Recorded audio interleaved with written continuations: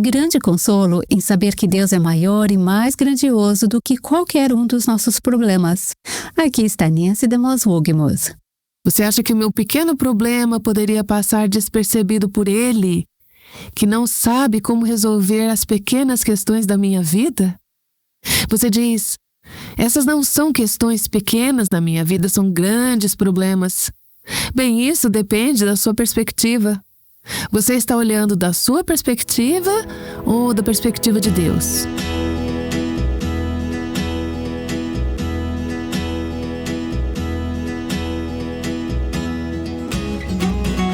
Este é o Aviva Nossos Corações, com Nancy DeMoss Wogmuth, coautora de Buscando a Deus, na voz de Renata Santos.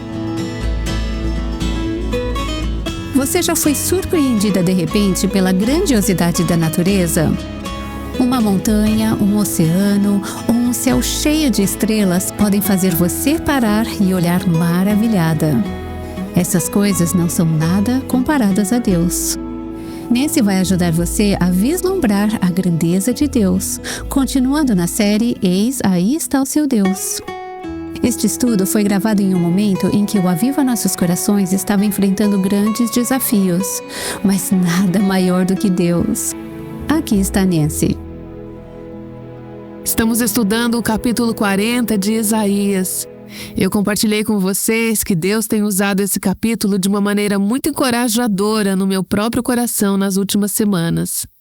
Deixe-me dizer a propósito, quando falo sobre pressões ou problemas ou coisas que estão acontecendo na minha vida ou no nosso ministério, eu não quero que vocês tenham a impressão errada.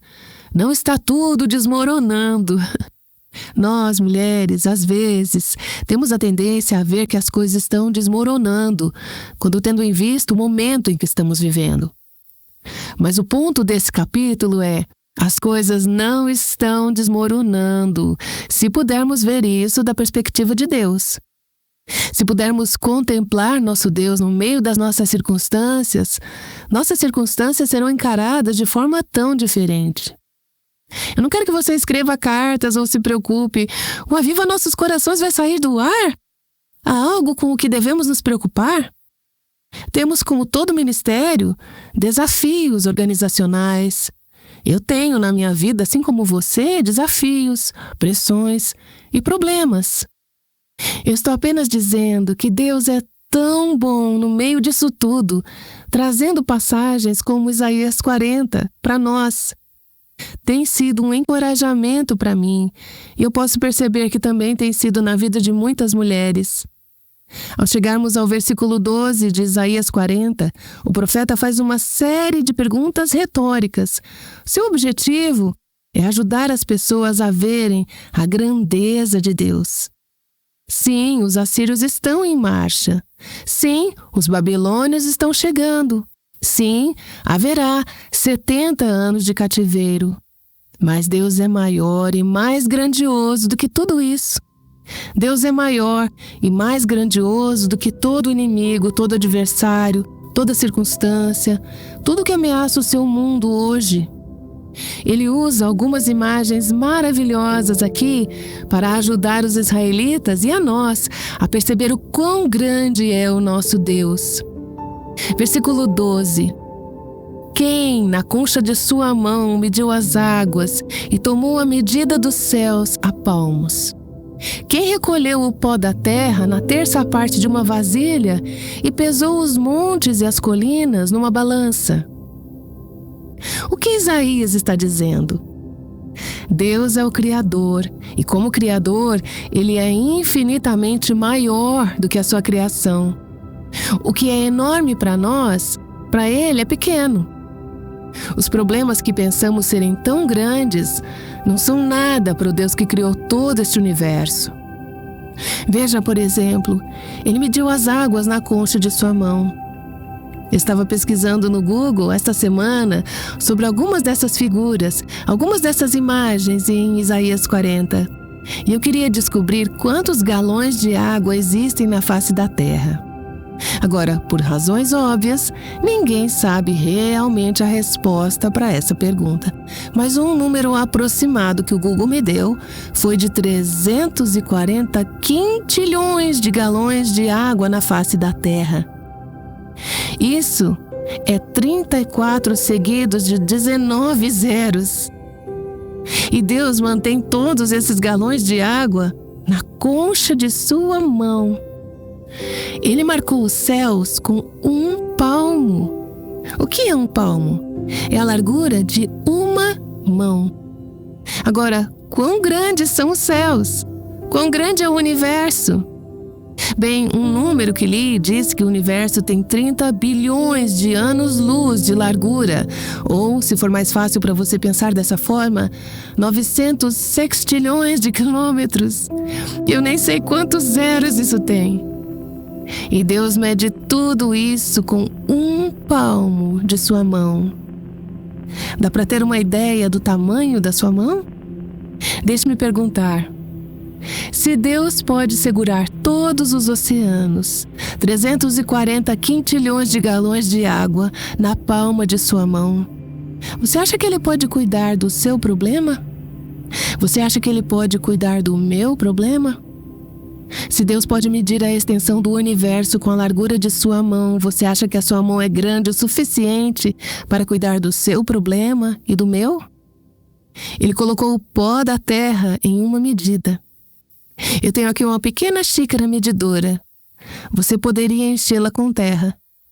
Quantas vezes você acha que teria que preenchê-la para pegar toda a terra do planeta Terra? Mas Deus tem xícaras de medição, por assim dizer, que podem pegar toda a poeira, todo o pó da terra e colocá-lo em uma de suas medidas. Esse é o tamanho de Deus. Ele pesou as montanhas em balanças e os montes em uma balança. Minha pequena pesquisa na internet me disse que a Terra pesa 6 sextilhões de toneladas métricas. Isso seria 21 zeros. E a Terra, que pesa tudo isso, fica suspensa no espaço vazio? Deus pesou as montanhas em balanças e os montes em uma balança? Esse é o ponto. Deus é tão grande, tão forte, tão poderoso.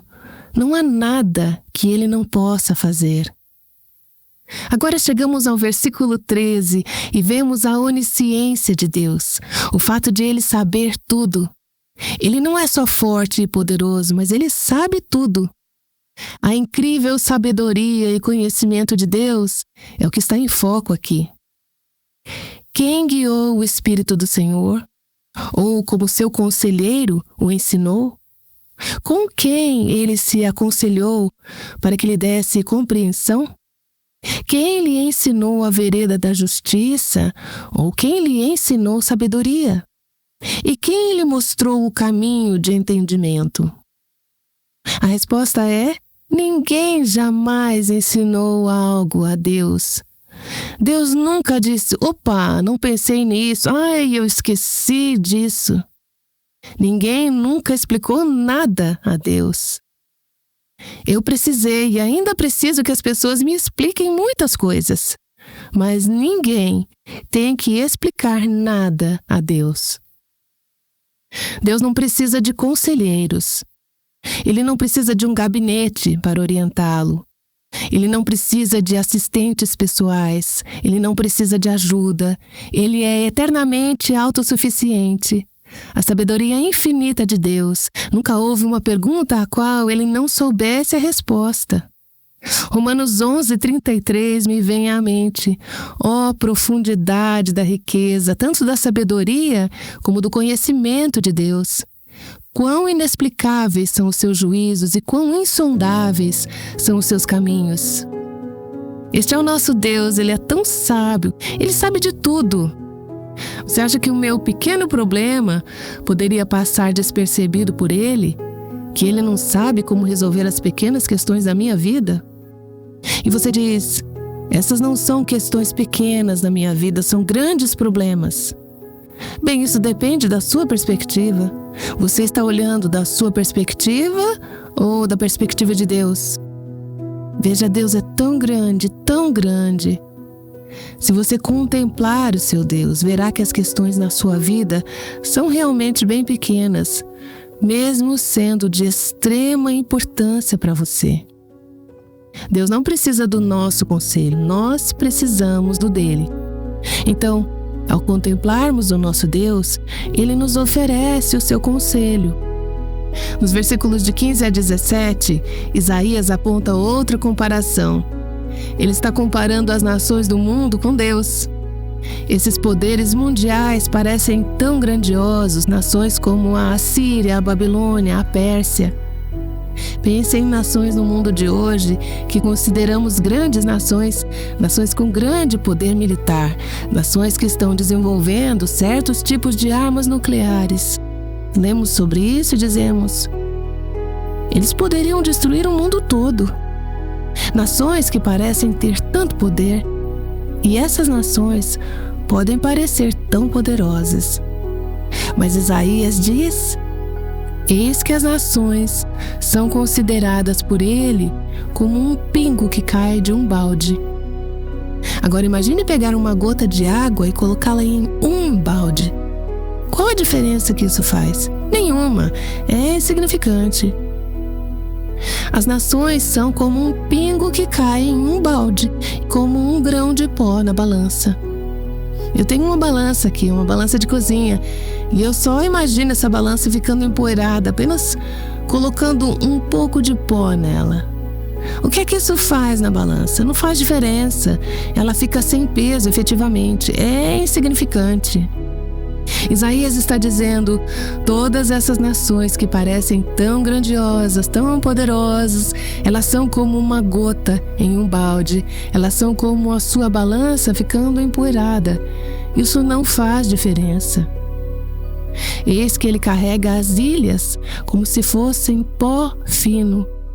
O Líbano não seria suficiente para o fogo e os animais de lá não bastariam para um holocausto. Diante dele, todas as nações são como coisa que não é nada. Ele as considera menos do que nada, como um vácuo. Quanto é menos do que nada? Não conseguimos nem imaginar isso, não é mesmo? Nada é o menor conceito que podemos pensar. Deus diz que todas aquelas grandes e poderosas nações, aquelas forças em nosso mundo, em seus cálculos, são como menos do que nada em um vácuo.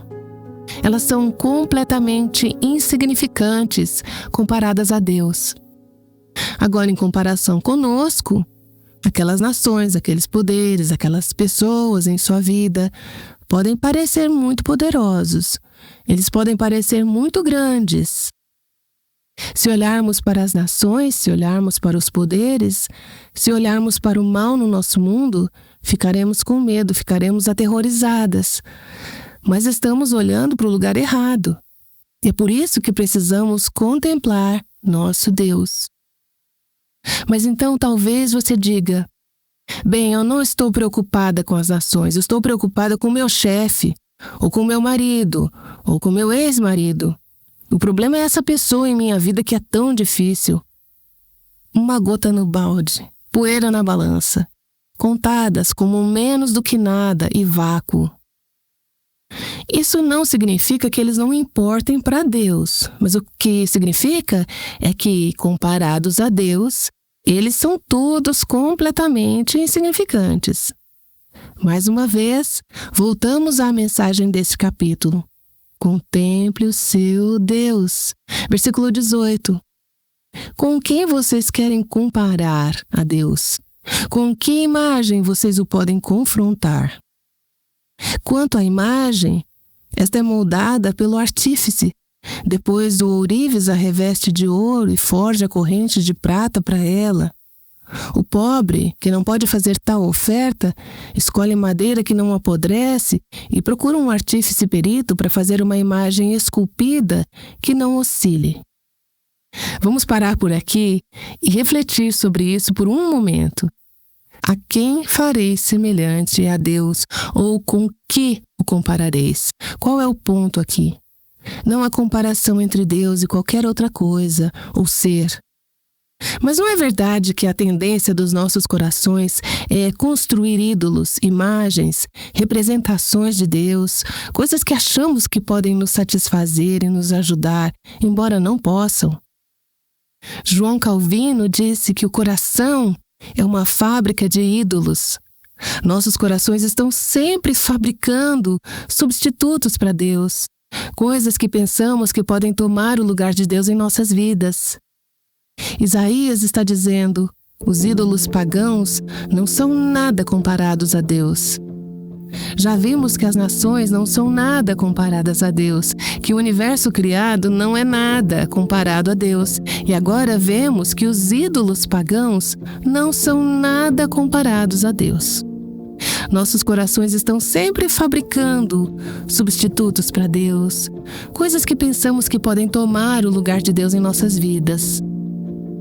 Isaías aponta a tolice, a futilidade de adorar qualquer coisa ou qualquer pessoa que não seja Deus. Os ídolos que Isaías descreve nesta passagem são feitos pelo homem. As pessoas os fazem de madeira ou ouro, eles são feitos pelo homem.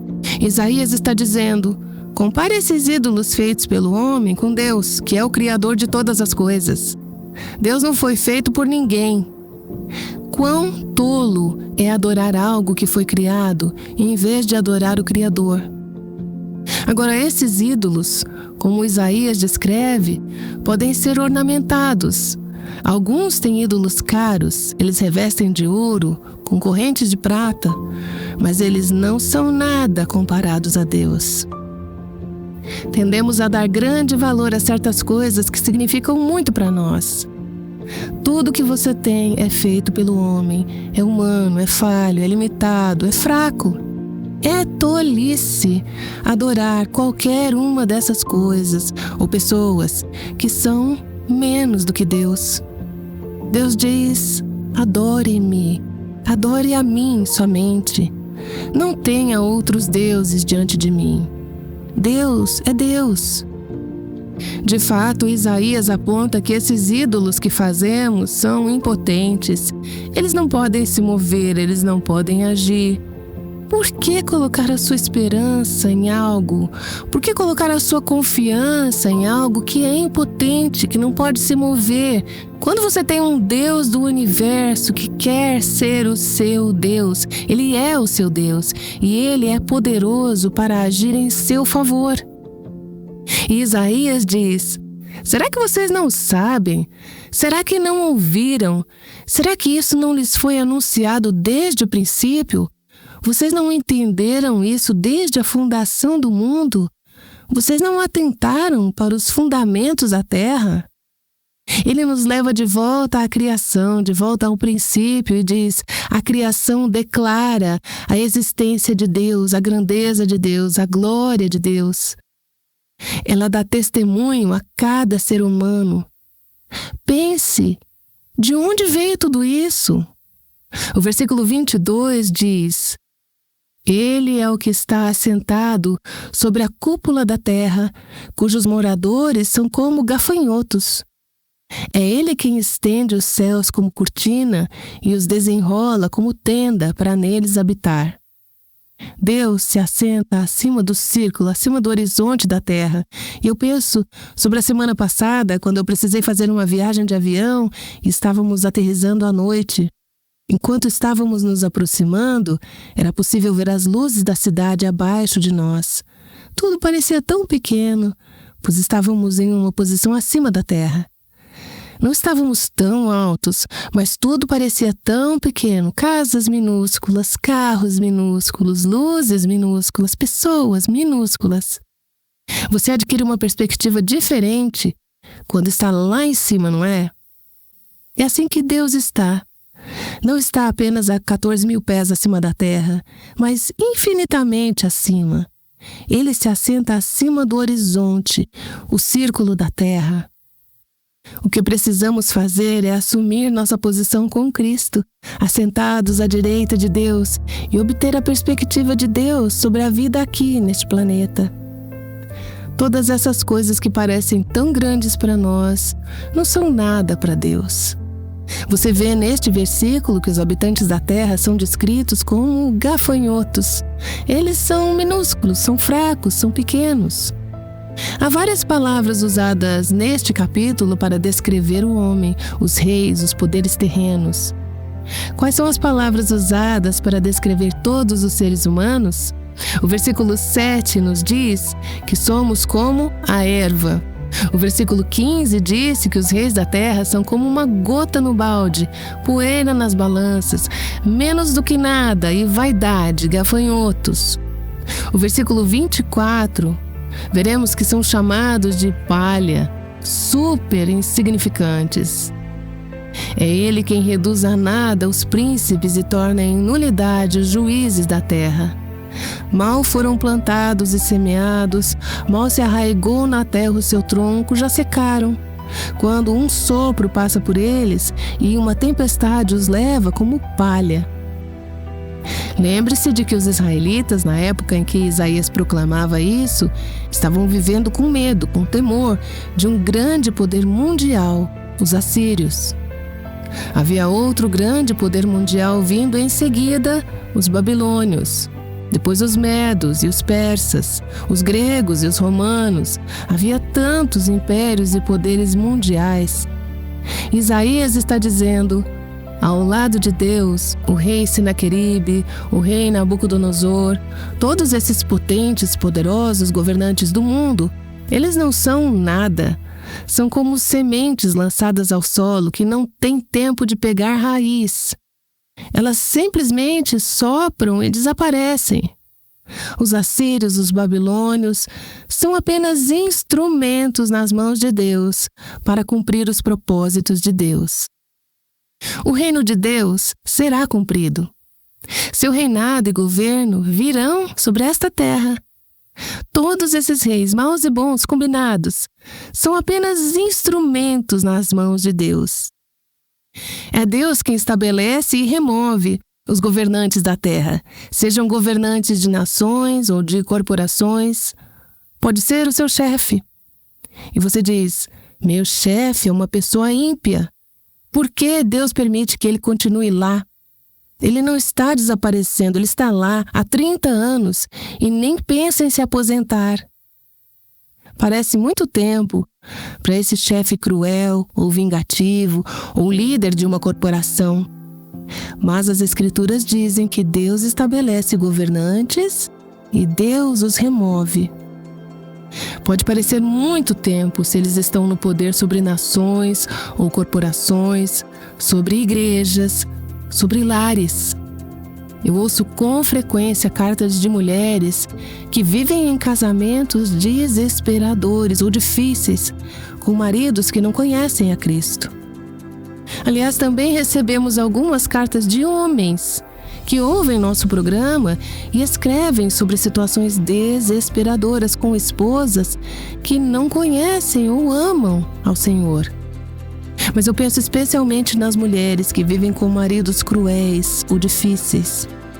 Existem algumas circunstâncias nas quais a coisa sábia e bíblica seria ter uma separação.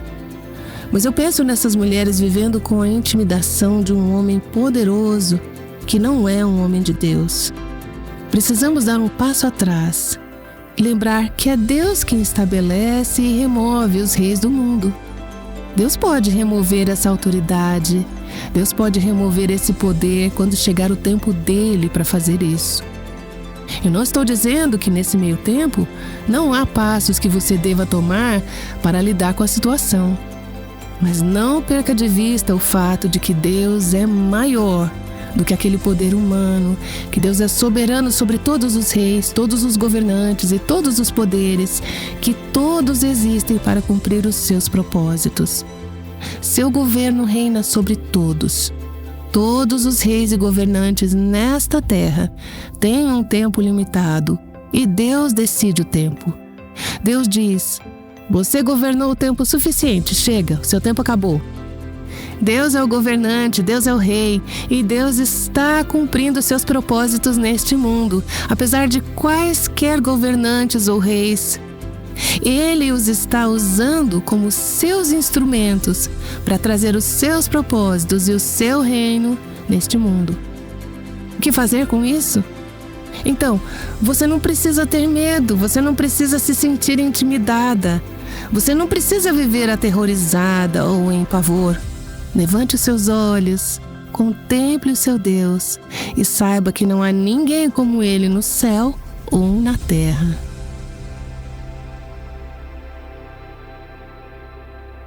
A vastidão de Deus, que criou tudo, colocará seus problemas em uma nova perspectiva. No Aviva Nossos Corações, sabemos que Deus pode fazer coisas incríveis, apesar de nossas cautelas e medos. Quando hospedamos nossa primeira Conferência Nacional para Mulheres, sentimos que estávamos correndo um risco. Mas vimos Deus trabalhar. Nancy está aqui para contar essa história. Quando o Aviva Nossos Corações fez planos para a primeira conferência Mulher Verdadeira em Chicago, nunca poderíamos ter imaginado tudo que Deus tinha reservado. Planejamos nossa primeira conferência nacional, mas ela se transformou em uma conferência internacional, pois mulheres vieram de todo o mundo. Milhares das mulheres que participaram daquela primeira conferência Mulher Verdadeira levaram a verdade bíblica que aprenderam e começaram a aplicá-la em seus lares, igrejas e locais de trabalho. Isso provou ser o começo do que chamamos de Movimento Mulher Verdadeira. Recentemente, ouvimos de uma mulher chamada Cíntia sobre aquela primeira conferência Mulher Verdadeira em 2008. Não apenas impactou sua vida, mas também fez a diferença para suas filhas. No inverno de 2009, me reuni na sala de estar com algumas mulheres para ouvir a conferência Mulher Verdadeira 2008. Eu sabia naquele dia que tinha encontrado o meu lugar com o Aviva Nossos Corações. Sou mãe de 4 filhas e cada uma de nós tem sido encorajada e fortalecida em nossa caminhada com Deus através do ministério.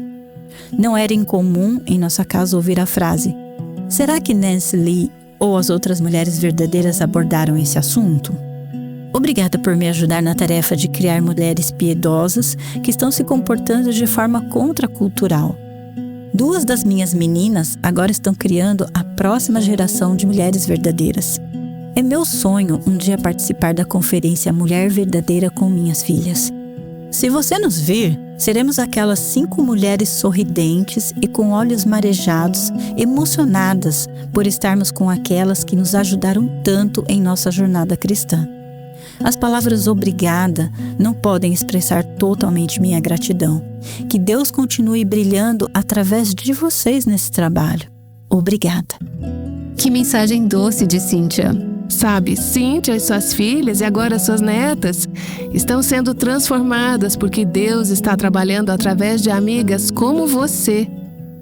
Como um ministério sustentado por doações, o Aviva Nossos Corações depende da provisão de Deus através de seu povo, para que possamos continuar compartilhando a verdade, o amor e a graça de Cristo com mulheres de todo o mundo. Quando você faz uma doação de qualquer valor para o Aviva Nossos Corações, você se torna uma parte significativa da história de alguém, enquanto ela experimenta mais do que significa prosperar em Cristo. Você pode fazer a sua doação em nosso site www.avivanossoscorações.com.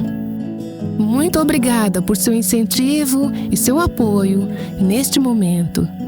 Você é uma ateia prática? Nancy fará essa pergunta amanhã. Descubra o que isso significa no próximo episódio do Aviva Nossos Corações. O Aviva Nossos Corações é o ministério em língua portuguesa do Revive Our Hearts, com Nancy DeMoss Wogemuth, sustentado por seus ouvintes e dedicado a chamar as mulheres à liberdade, plenitude e abundância em Cristo.